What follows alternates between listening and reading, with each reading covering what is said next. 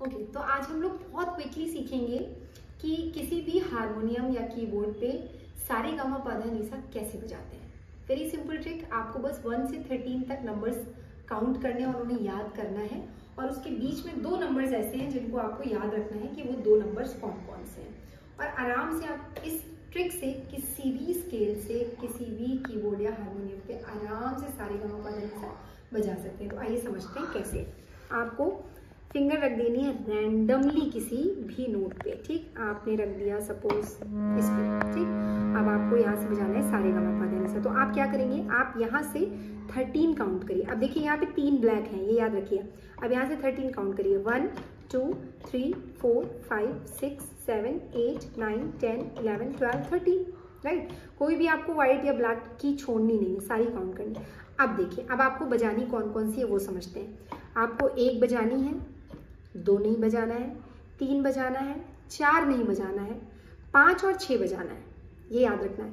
फिर 7 नहीं बजाना है, 8 बजाना है, फिर 9 नहीं बजाना है, 10 बजाना है, फिर 11 नहीं बजाना है, 12 और 13 बजाना है।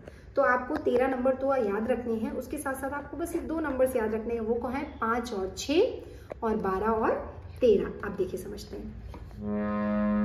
पहला बजाया, दूसरा नहीं, 3 5 6 8 10 12 13।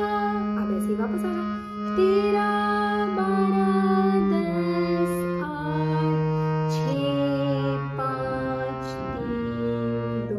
देखिए आवाज निकल रही है सारे गामा पा धा नि सा।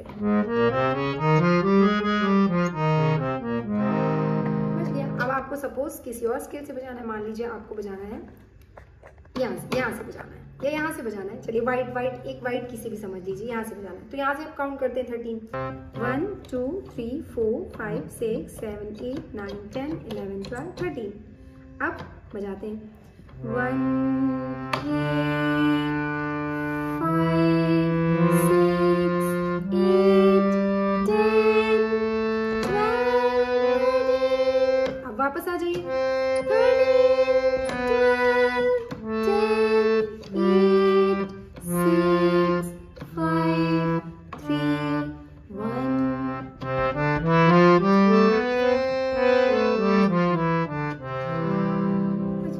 तो इस तरीके से आप इस ट्रिक का यूज करके किसी भी स्केल से आराम से सरगम निकाल सकते हैं।